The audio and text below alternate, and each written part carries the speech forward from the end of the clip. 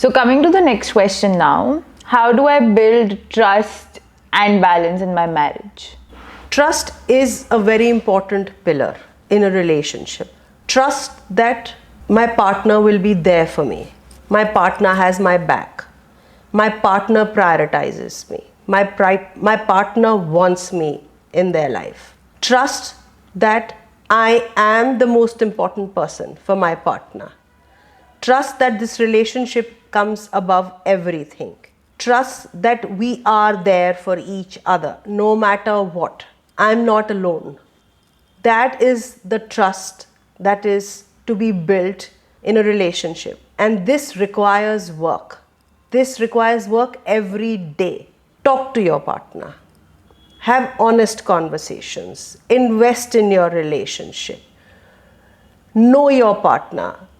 What my partner knows about me today will not work 10-20 years down the line.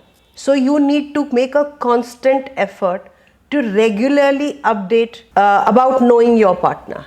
You can take short vacations, you can go out on dates, you can talk about yourself. Exploring what is going on in each other's life is very important.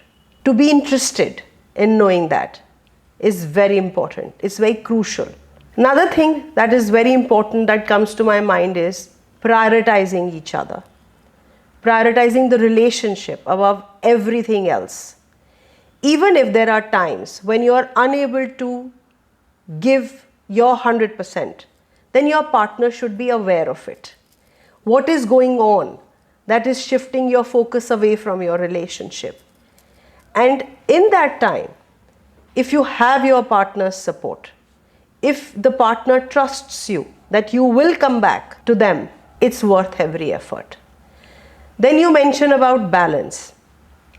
Balance is again achieved by spending time with each other, by prioritizing your partner, your relationship, each other's needs, taking care of each other, knowing your partner in and out, and regularly updating your knowledge of your partner.